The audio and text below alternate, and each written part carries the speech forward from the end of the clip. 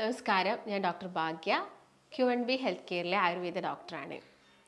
According to Ayurveda പ്രകാരം പ്രമേഹത്തിന് നമുക്ക് 20 തരമായിട്ട് divide ചെയ്യാൻ വേണ്ടിയിട്ട് സാധിക്കും. അതിൽ 10 എന്ന് പറയുന്നത് കഫദോഷത്തിൻ്റെ ദുഷ്ടി മൂലം വരുന്നതാണ്. 6 പിത്തദോഷത്തിൻ്റെ ദുഷ്ടി മൂലമാണ്. ബാക്കി 4 എന്ന് പറയുന്നത് വാതദോഷത്തിൻ്റെ ദുഷ്ടി മൂലമാണ്.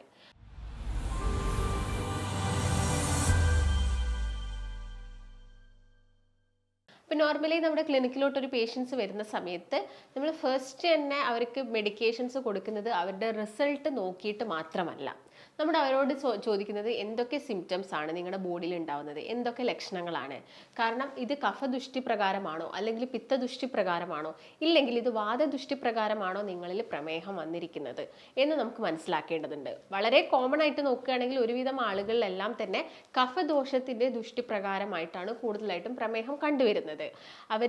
നമുക്ക് നോക്കുകയാണെങ്കിൽ ഇപ്പോഴത്തെ ഒരു ലൈഫ് സ്റ്റൈൽ നോക്കുകയാണെങ്കിൽ വ്യായാമം ഇല്ലാത്തൊരു ജീവിത രീതിയും, അതുപോലെ തന്നെ നമ്മൾ കൂടുതലായിട്ട് കഴിക്കുന്ന മധുരം അല്ലെങ്കിൽ ലവണം, ഉപ്പുരസം കൂടുതലുള്ളത് അല്ലെങ്കിൽ പുളിരസം കൂടുതലുള്ള ഫുഡുകളൊക്കെ നമ്മൾ അമിതമായിട്ട് കഴിക്കുന്ന സമയത്ത് നമ്മുടെ ബോഡിക്ക് യാതൊരു തരത്തിലുള്ള വ്യായാമവും നമ്മൾ കൊടുക്കുന്നില്ലെങ്കിൽ നമ്മുടെ ശരീരത്തിൽ കഫം കൂടും അല്ലെങ്കിൽ മേധസ് കൂടും എന്നൊക്കെ നമുക്ക് വേണമെങ്കിൽ പറയാം. ഇങ്ങനെ കൂടുന്ന സമയത്ത് നമ്മുടെ ശരീരത്തിൽ ഈ ദുഷ്ടി സംഭവിക്കുന്നു, 3 ദോഷത്തിൻ്റെയും ദുഷ്ടി സംഭവിക്കുന്നു. ഇതിൻ്റെ ഭാഗമായിട്ടാണ് പ്രമേഹം ഉണ്ടാകുന്നത് എന്ന് അഷ്ടാംഗ ഹൃദയത്തിൽ ആയുർവേദത്തിലെ ഒരു സംഹിതയിൽ പറയുന്നുണ്ട്. ഇപ്പം നോർമലി നമ്മൾ നോക്കുന്ന സമയത്ത് ഇപ്പോൾ പേഷ്യൻസ് വരുന്ന സമയത്ത് നമ്മൾ സിംറ്റംസ് ചോദിക്കും എന്തൊക്കെയാണ് കാണിക്കുന്നത്. അപ്പോൾ വളരെ കോമൺ ആയിട്ട് പറയുന്നതാണ് അവരുടെ കൈകാലുകളിലൊക്കെ വരുന്ന ബേണിംഗ് സെൻസേഷൻ, അഥവാ ഈ ചുട്ട് പുകച്ചിൽ വരിക, അല്ലെങ്കിൽ കാലൊക്കെ ഭയങ്കര റെഡ്നെസ് ആയിട്ട് കിടക്കുന്നു, അല്ലെങ്കിൽ അവരുടെ കണ്ണിലോട്ട് ഭയങ്കരമായിട്ട് ഒരു ചൂട് അനുഭവപ്പെടുന്നു. ഇതെല്ലാം തന്നെ പേഷ്യൻസ് വളരെ കോമൺ ആയിട്ട് പറയുന്നതാണ്. ഈ സിംറ്റംസ് കാണിക്കുന്നത് അവരിൽ പിത്തദുഷ്ടി മൂലമാണ് ഈ ഒരു പ്രമേഹം വന്നിരിക്കുന്നത് എന്നാണ്. ഇതിനനുസരിച്ചിട്ടാണ് നമ്മൾ മെഡിക്കേഷൻസും അവർക്ക് കൊടുക്കുന്നത്. അപ്പോൾ നമുക്ക് വെറും റിസൾട്ട് നോക്കിയിട്ടോ അല്ലെങ്കിൽ HbA1c നോക്കിയിട്ടോ അല്ലെങ്കിൽ ഫാസ്റ്റിംഗ് ബ്ലഡ് ഷുഗർ നോക്കിയിട്ടോ മാത്രം നമുക്ക് ഒരു ഡയബറ്റീസിനെ ട്രീറ്റ് ചെയ്യാൻ പറ്റില്ല. അക്കോർഡിംഗ് ടു ആയുർവേദം ഇങ്ങനെയാണ് പറയുന്നത്. അപ്പം എന്ത് വന്നാലും ആയുർവേദത്തിൽ പണ്ടാണെങ്കിലും ആചാര്യന്മാർ പറഞ്ഞിരിക്കുന്നത് നമ്മുടെ ജീവിതശൈലി മാറുന്നതിനനുസരിച്ചാണ് നമുക്ക് എല്ലാ അസുഖങ്ങളും വന്നുപെടുന്നത്. ഇപ്പം പ്രമേഹത്തിൻ്റെ കേസ് നോക്കുകയാണെങ്കിൽ മുൻപുള്ള കാലം വെച്ച് നോക്കുമ്പോൾ ഇപ്പം ഒരുപാട് കൂടിയിരിക്കുകയാണ്. കാരണം നമ്മുടെ ജീവിതശൈലി മാറി. നമ്മളെല്ലാവരും തന്നെ കൂടുതലായിട്ടും കഴിക്കുന്നത് എന്താണ്, ഒന്നാമത് ഹോട്ടൽ ഫുഡാണ് കഴിക്കുന്നത്. പിന്നെ നമുക്ക് എല്ലാവർക്കും കുക്ക് ചെയ്യാനുള്ള ഈസി കൊണ്ടും അതുകൊണ്ടൊക്കെ തന്നെ നമ്മൾ കൂടുതലായിട്ടും ഈ നൈറ്റ് ടൈമിലാണെങ്കിലും അല്ലെങ്കിൽ ചില ആളുകൾ 3 നേരവും ഹോട്ടലിൽ നിന്ന് ഫുഡ് കഴിക്കുന്ന ആളുകളുടെ ഇതിൽ തന്നെ അരിയാഹാരം കൂടുതലായിട്ട് കഴിക്കുക അല്ലെങ്കിൽ മധുരമുള്ള ഭക്ഷണങ്ങൾ കൂടുതലായിട്ട് എടുക്കുന്ന സമയത്താണ് ഈ ഒരു പ്രമേഹം നമ്മുടെ ബോഡിയിൽ ഉണ്ടാവുന്നത്. അപ്പോൾ നമുക്ക് പ്രമേഹം നോർമലി നമുക്ക് എത്ര റേഞ്ചിൽ അത് കിടക്കുന്നു എന്ന് മനസ്സിലാക്കാൻ വേണ്ടിയിട്ട് നമുക്കൊരു ബ്ലഡ് ടെസ്റ്റ് ചെയ്യാവുന്നതാണ്. HbA1c 3 മാസത്തെ ആവറേജ് കണക്ക് നമുക്ക് മനസ്സിലാക്കാം. അതുപോലെ തന്നെ ഫാസ്റ്റിംഗ് ബ്ലഡ് ഷുഗർ ആണെങ്കിൽ നമ്മൾ ഫാസ്റ്റിംഗ് ചെയ്തതിന് ശേഷം തലേ ദിവസം രാത്രി ഭക്ഷണം കഴിച്ച് ഒരു 12 മണിക്കൂറോളം ഫാസ്റ്റിംഗ് കഴിഞ്ഞതിന് ശേഷം രാവിലെ ചെക്ക് ചെയ്യുന്നതാണ് ഫാസ്റ്റിംഗ് ബ്ലഡ് ഷുഗർ എന്ന് പറയുന്നത്. അപ്പം ഇതിൻ്റെ ഒരു തോത് അനുസരിച്ചിട്ട് നമുക്ക് എന്ത് ചെയ്യാൻ പറ്റും, നമുക്ക് മെഡിക്കേഷൻസിൻ്റെ ഡോസ് കൂട്ടുകയും കുറയ്ക്കുകയും ചെയ്യാം. എന്നാൽ അവരുടെ ബോഡിയിൽ വരുന്ന സിംറ്റംസും കൂടി നമ്മൾ മനസ്സിലാക്കേണ്ടതുണ്ട്. അപ്പോൾ പ്രമേഹം വരുന്ന ആളുകൾ പറയുന്ന മെയിൻ സിംറ്റംസിൽ ഒന്നെന്ന് പറഞ്ഞാൽ ഞാൻ നേരത്തെ പറഞ്ഞ പോലെ തന്നെ ഈ ഒരു പുകച്ചിൽ, ചുട്ടുപുകച്ചിലൊക്കെയാണ്. മറ്റൊന്നെന്ന് പറയുന്നത് അവരുടെ കാലിനൊക്കെ വരുന്ന തരിപ്പ്, അതുപോലെ തന്നെ ഈ പിരിപിരിപ്പ്, മരവിപ്പ് വരുന്നു. ഇങ്ങനെയുള്ള പ്രശ്നങ്ങളൊക്കെ അവർ പറയുന്നുണ്ട്. അത് സൂചിപ്പിക്കുന്നത് കൂടുതലായിട്ടും അവിടെ നെർവ്സ് ഇൻവോൾവ്ഡ് ആയിട്ടുണ്ട്, അഥവാ ഞരമ്പുകൾ ഇൻവോൾവ്ഡ് ആയിട്ടുണ്ട്. പ്രമേഹ ദുഷ്ടി എന്ന് പറയുന്നത് ഞരമ്പ് വരെ എത്തിയിട്ടുണ്ട് എന്നുള്ള കാര്യങ്ങളാണ് ഇതിൽ നിന്ന് നമുക്ക് മനസ്സിലാക്കേണ്ടത്.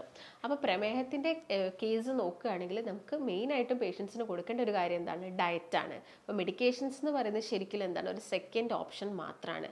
അപ്പം ചിലപ്പോൾ നിങ്ങളിൽ പലരും തന്നെ പ്രമേഹം ഡിറ്റക്ട് ചെയ്തിരിക്കുന്ന തന്നെ നിങ്ങളുടെ ശരീരത്തിന് വല്ല ക്ഷീണമോ അല്ലെങ്കിൽ മറ്റുള്ള രീതിയിലുള്ള ബുദ്ധിമുട്ടുകളോ കാര്യങ്ങളൊക്കെ വരുന്ന സമയത്താണ് നമ്മൾ നമ്മുടെ ശരീരത്തിൽ പ്രമേഹം ഉണ്ട് എന്നുള്ളൊരു കാര്യം മനസ്സിലാക്കുന്നത്. കാരണം പ്രത്യേക രീതിയിൽ പറയാൻ മാത്രം ഒരു ലക്ഷണങ്ങൾ നിങ്ങളുടെ ശരീരത്തിൽ അത് കാണിക്കണം എന്നില്ല.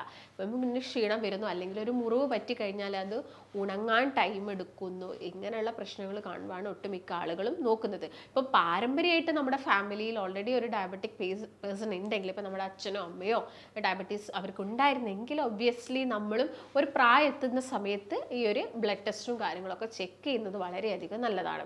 ഇപ്പോൾ നോർമലി അക്കോർഡിംഗ് ടു ആയുർവേദ പണ്ടാണെങ്കിലും ആചാര്യന്മാർ പറഞ്ഞ ഒരുപാട് സിംറ്റംസ് ഉണ്ട് പ്രമേഹം വരുന്ന സമയത്ത്, അല്ലെങ്കിൽ അതിൻ്റെ പൂർവ്വ രൂപം അതിൻ്റെ മുൻപായിട്ടുള്ള കുറച്ച് സിംറ്റംസ് അവർ ഓൾറെഡി പറഞ്ഞു വെച്ചിരിക്കുന്നതെന്ന് വെച്ചാൽ നോർമലി നമുക്ക് കൂടുതലായിട്ട് മൂത്രശങ്ക വരുന്നു. ഇടയ്ക്കിടയ്ക്ക് നമുക്ക് മൂത്രം ഒഴിക്കണം തോന്നും. മൂത്രം ഒഴിക്കുന്ന സമയത്തിന് മൂത്രത്തിൻ്റെ കളർ നല്ല രീതിയിൽ ചേഞ്ചസ് വരുന്നു. മൂത്രത്തിന് വളരെ ഒരു ചീത്ത രീതിയിലുള്ളൊരു സ്മെല്ല് വരുന്നു. അല്ലെങ്കിൽ മധുരം കൂടുതലായിട്ട് മൂത്രത്തിൽ നിൽക്കുന്ന രീതിയിലുള്ളൊരു സ്മെല്ല് വരുന്നു. അതിൻ്റെ ഭാഗമായിട്ട് നിങ്ങളിപ്പോൾ മൂത്രം ഒഴിച്ച് പോയി കഴിഞ്ഞാലും ആ ഒരു ബാത്റൂം ടോയ്ലറ്റ് ഏരിയയിൽ ഒരുപാട് ഉറുമ്പുകൾ വന്ന് നിൽക്കുന്നു. അതുപോലെ തന്നെ നിങ്ങൾ കിടന്നു കഴിഞ്ഞാൽ നിങ്ങളുടെ ബെഡിൽ ഉറുമ്പുകൾ വരുന്നു. ഇതെല്ലാം തന്നെ പണ്ട് ആചാര്യന്മാർ എക്സ്പ്ലെയിൻ ചെയ്തിരിക്കുന്ന കാര്യങ്ങളാണ്. അതുപോലെ തന്നെ മറ്റെന്ന് വെച്ചാൽ കൂടുതലായിട്ടും വിയർക്കുന്നു, ശരീരം നന്നായിട്ട് വിയർക്കുന്നു. അതുപോലെ തന്നെ നമുക്ക് അമിതമായിട്ടുള്ള വിശപ്പ് തോന്നുന്നു. ഇങ്ങനെയുള്ള കാര്യങ്ങളൊക്കെയാണ് പ്രമേഹത്തിൻ്റെ മുന്നോടിയായിട്ട് നമുക്ക് എന്ത് വരുന്നത് കുറച്ച് കാണിക്കുന്ന സിംറ്റംസ് എന്ന് പറയുന്നത്. അപ്പം പ്രമേഹം ഓൾറെഡി നിങ്ങളുടെ ബോഡിയിലോട്ട് വന്നു, അതൊരു റേഞ്ചിൽ എത്തിക്കഴിഞ്ഞാൽ നമുക്ക് കൂടുതലായിട്ടും കാണിക്കുന്നത് ക്ഷീണം തന്നെയാണ്. എപ്പോഴും കിടന്നുറങ്ങുക, കൂടുതലായിട്ട് നമുക്ക് അരിയാഹാരത്തിനോട് ടെൻഡൻസി, ചോറ് കഴിക്കാത്ത അല്ലെങ്കിൽ ചോറ് വളരെ കുറച്ച് കഴിച്ചിരുന്ന ഒരാൾ അമിതമായിട്ട് ചോറ് കഴിക്കുന്നു, അല്ലെങ്കിൽ നിങ്ങൾക്ക് ഇടയ്ക്കിടയ്ക്ക് ചായ കുടിക്കാൻ തോന്നുന്നു. ഇതെല്ലാം തന്നെ കാണിക്കുന്നത് പ്രമേഹം നമ്മുടെ ശരീരത്തിൽ അല്ലെങ്കിൽ അതൊരു റേഞ്ച് കഴിഞ്ഞിരിക്കുന്നു എന്നുള്ളതാണ്. അപ്പോൾ എന്താണെങ്കിലും നിങ്ങൾക്ക് ഡയബറ്റീസ് ഉണ്ട് എന്ന് ഡിറ്റക്ട് ചെയ്ത് കഴിഞ്ഞാൽ നിങ്ങൾക്ക് വരുന്ന ബുദ്ധിമുട്ടുകൾ, കാര്യങ്ങൾ, ഷോൾഡർ പെയിന്, ഈ ഞരമ്പുകളിൽ വരുന്ന വേദന, കാര്യങ്ങളെല്ലാം തന്നെ നിങ്ങൾ എന്ത് ചെയ്യണം? നിങ്ങൾ നിങ്ങളുടെ ഡോക്ടറിൻ്റെ അടുത്ത് പോയിട്ട് പറയണം. അതിന് വേണ്ട രീതിയിലുള്ള മെഡിക്കേഷൻസും കാര്യങ്ങളും സ്റ്റാർട്ട് ചെയ്യുക. അപ്പം ഏർലി ആയിട്ട് നമുക്ക് ഡിറ്റക്ട് ചെയ്ത് കഴിഞ്ഞാൽ നമുക്ക് ഭക്ഷണം മാത്രം മതി നമുക്ക് ഈ ഒരു പ്രമേഹത്തിനെ കൺട്രോൾ ചെയ്യാൻ വേണ്ടിയിട്ട്. നിങ്ങൾ കഴിക്കുന്ന ഭക്ഷണത്തിൽ കുറച്ച് ചേഞ്ചസും കാര്യങ്ങളും വരുത്തുക. അതുമൂലം നമുക്ക് എന്ത് ചെയ്യാൻ പറ്റും? പ്രമേഹം റിവേഴ്സ് ചെയ്യാൻ വേണ്ടിയിട്ട് സാധിക്കും. പക്ഷേ നിങ്ങൾ മനസ്സിലാക്കാൻ കുറച്ച് വൈകി, പ്രമേഹം കുറച്ചൊന്ന് കൂടി കഴിഞ്ഞാൽ ചിലപ്പോൾ നമ്മൾ എന്ത് ചെയ്യണം? അതൊന്ന് ലോവർ ചെയ്യാൻ വേണ്ടിയിട്ട് മെഡിക്കേഷൻസ് സ്റ്റാർട്ട് ചെയ്യേണ്ടി വരും. അല്ലെങ്കിൽ നിങ്ങൾ സ്ട്രിക്റ്റ് ആയിട്ടുള്ളൊരു ഡയറ്റ് ഫോളോ ചെയ്യുക. അങ്ങനെ സ്ട്രിക്റ്റ് ആയിട്ടൊരു ഡയറ്റ് ഫോളോ ചെയ്യുമ്പോൾ തന്നെ നമുക്ക് പ്രമേഹം നോർമലാക്കാൻ വേണ്ടിയിട്ട് സാധിക്കുന്നതാണ്. അപ്പോൾ ഞാൻ നേരത്തെ പറഞ്ഞ പോലെ തന്നെ ഈ പ്രമേഹ രോഗികൾ ഒരുപാട് ഭക്ഷണങ്ങൾ അവർക്ക് കഴിക്കാൻ പറ്റുന്നതുണ്ട്. പേഷ്യൻസ് വന്ന് ചോദിക്കും, ഡോക്ടറെ പിന്നെ ഞാൻ എന്ത് കഴിക്കും? ചോറ് കഴിക്കാൻ പറ്റില്ല, അരി ആഹാരങ്ങളൊന്നും കഴിക്കാൻ പറ്റില്ല, ചായ കുടിക്കാൻ പറ്റില്ല, മധുരം ഒന്നും കഴിക്കാൻ പറ്റുന്നില്ല, പിന്നെ എന്താ കഴിക്കുക? ഒരുപാട് ഭക്ഷണങ്ങളുണ്ട്. 0% ഷുഗറും 0% കാർബോഹൈഡ്രേറ്റ് വരുന്ന ഭക്ഷണങ്ങൾ ഒരുപാടുണ്ട്. നിങ്ങളെല്ലാവരും കേട്ടിട്ടുണ്ടാവും മുട്ടയെ കുറിച്ചിട്ട്. അപ്പോൾ നിങ്ങൾ ഒരു നേരത്തെ ഭക്ഷണമായിട്ട് മുട്ട കഴിക്കുന്നുണ്ടെങ്കിൽ അത് മുട്ടയെന്ന് പറയുന്ന സമയത്ത് അതിനൊരു എമൗണ്ട് ലിമിറ്റഡ് ആണ്. ഒരു 2 മുട്ടയോളം നമുക്ക് ഒരു ദിവസം കഴിക്കാവുന്നതാണ്. അപ്പോൾ മുട്ട എന്ന് പറയുന്നത് ഇതിൻ്റെ അകത്തുള്ള പ്രോട്ടീൻസും അല്ലെങ്കിൽ ഇതിനകത്ത് വരുന്ന കൊഴുപ്പാണെങ്കിലും ഇത് നമ്മുടെ ബോഡിയിൽ നല്ല കൊളസ്ട്രോളിനെ കൂട്ടുന്നത്, അഥവാ HDL കൊളസ്ട്രോളിനെ കൂട്ടുന്നതാണ്. അതുകൊണ്ട് തന്നെ നമുക്ക് മറ്റുള്ള ആരോഗ്യ പ്രശ്നങ്ങൾ ഉണ്ടാക്കുന്നില്ല. അപ്പം ലെസിത്തിൻ എന്ന് പറഞ്ഞൊരു ആൻറ്റി ഓക്സിഡൻസും ഉണ്ട്. ഈ ആൻറ്റി ഓക്സിഡൻസ് ഉള്ളതുകൊണ്ട് എന്താ ചെയ്യുന്നത്? ഫ്രീ റാഡിക്കൽസിനെ കുറയ്ക്കുന്നു. അത് നമ്മുടെ ബോഡിക്ക് പ്രൊട്ടക്ഷനാണ് തരുന്നത്. അപ്പം ആ ഒരു ഫുഡ് നിങ്ങൾ നിങ്ങളുടെ എല്ലാ ദിവസവും നിങ്ങളുടെ ഭക്ഷണത്തിൽ ഇൻക്ലൂഡ് ചെയ്യാൻ വേണ്ടിയിട്ട് നോക്കുക. അപ്പം ചില ആളുകൾ ഉണ്ടായിരിക്കും അവർക്ക് നിർബന്ധമായിട്ടും അരിയാഹാരം തന്നെ കഴിക്കണം എന്നുള്ള ആളുകളൊക്കെ ആവുന്ന സമയത്താണ് നമ്മൾ അവരോട് ബ്രൗൺ റൈസ് കഴിക്കാൻ വേണ്ടിയിട്ട് പറയുന്നത്.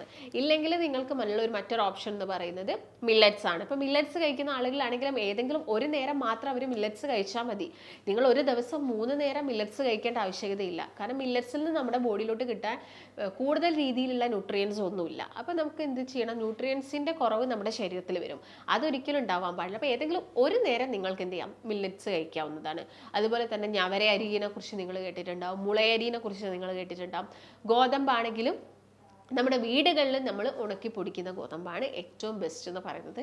അതെല്ലാം തന്നെ നമുക്ക് എടുക്കാം. അതുപോലെ തന്നെ മാംസമാണെങ്കിലും നമുക്ക് കഴിക്കാവുന്നതാണ്. മാംസം കഴിക്കുന്നതുകൊണ്ട് യാതൊരു പ്രശ്നവുമില്ല. റെഡ് മീറ്റിൻ്റെ ഉപയോഗം കുറച്ചിട്ട് നിങ്ങൾക്ക് ലീൻ മീറ്റ് ആയിട്ടുള്ള ചിക്കനൊക്കെ നിങ്ങൾക്ക് കഴിക്കാം. അപ്പോൾ ചിക്കൻ കഴിക്കുന്ന സമയത്ത് ശ്രദ്ധിക്കേണ്ടത് അത് ഫ്രൈ ചെയ്യുന്നത് ഒഴിവാക്കിയിട്ട് കഴിവതും അതെന്ത് ചെയ്യുക? കറി വെച്ചിട്ടൊക്കെ കഴിക്കാം. അപ്പം ഒരു ഡയബറ്റീസ് പേഷ്യൻറ്റിന് നമ്മളൊരു 1 മന്ത് ഡയറ്റ് കൊടുക്കുന്നുണ്ടെങ്കിൽ ഏതെങ്കിലും ഒരു നേരത്തെ ഭക്ഷണമായിട്ട് ചിക്കൻ അല്ലെങ്കിൽ ഫിഷാണ് പറയുന്നത്, അതൊരു നേരത്തെ ഫുഡായിട്ട് അവരവരുടെ ഡയറ്റിൽ ഇൻക്ലൂഡ് ചെയ്യുക. അതുപോലെ തന്നെ പച്ചക്കറികളും സാലഡ്സിലും ഒന്നും തന്നെ ഷുഗറും വരുന്നില്ല. അതുപോലെ തന്നെ എന്താണ് അവിടെ കാർബോഹൈഡ്രേറ്റ് വരുന്നില്ല. ഇപ്പോൾ ചില ഫ്രൂട്ട്സുകളായിക്കോട്ടെ അതിൻ്റെ അകത്ത് ഫ്രക്ടോസ് ഷുഗർ ഉണ്ട്. ഫ്രക്ടോസ് എന്ന് പറയുന്നത് നമ്മുടെ രക്തത്തിലോട്ട് പെട്ടെന്ന് ഷുഗറിനെ റിലീസ് ചെയ്യില്ല. എന്നാലും നിങ്ങളൊരു പരിധിയിൽ കൂടുതൽ മധുരമുള്ള ഫ്രൂട്ട്സ് കഴിക്കാൻ പാടില്ല. അത് നമുക്കൊരു ലിമിറ്റഡ് ആയിട്ടുള്ള എണ്ണത്തിൽ. അപ്പോൾ മറ്റുള്ള ആളുകളാണെങ്കിലും നിങ്ങൾക്ക് ഷുഗർ ഇല്ല എന്ന് കരുതിയിട്ട് നിങ്ങൾ അമിതമായിട്ട് ഫ്രൂട്ട്സ് കഴിക്കേണ്ട ആവശ്യകതയൊന്നുമില്ല. ഇത് അമിതമായിട്ട് നമ്മൾ മധുരമുള്ള ഫ്രൂട്ട്സ് കഴിച്ചാൽ കഴിച്ചാൽ അത് ഫാറ്റി ലിവർ പോലുള്ള പ്രശ്നങ്ങളൊക്കെ ഉണ്ടാക്കാൻ കാരണമാവുന്നുണ്ട്. അപ്പം ആ കാര്യങ്ങളൊക്കെ നിങ്ങളൊന്ന് നിങ്ങളുടെ ഭക്ഷണത്തിലൊക്കെ ഒന്ന് ശ്രദ്ധിക്കുക.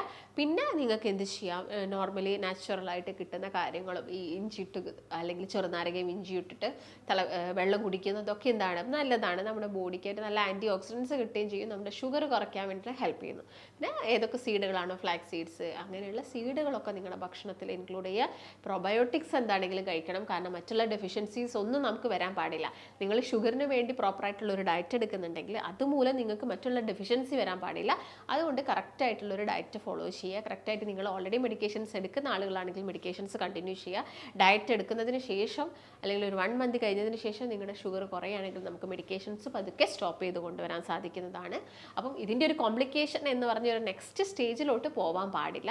അതിനുള്ള പ്രിക്കോഷൻസും കാര്യങ്ങളൊക്കെ എടുക്കുക.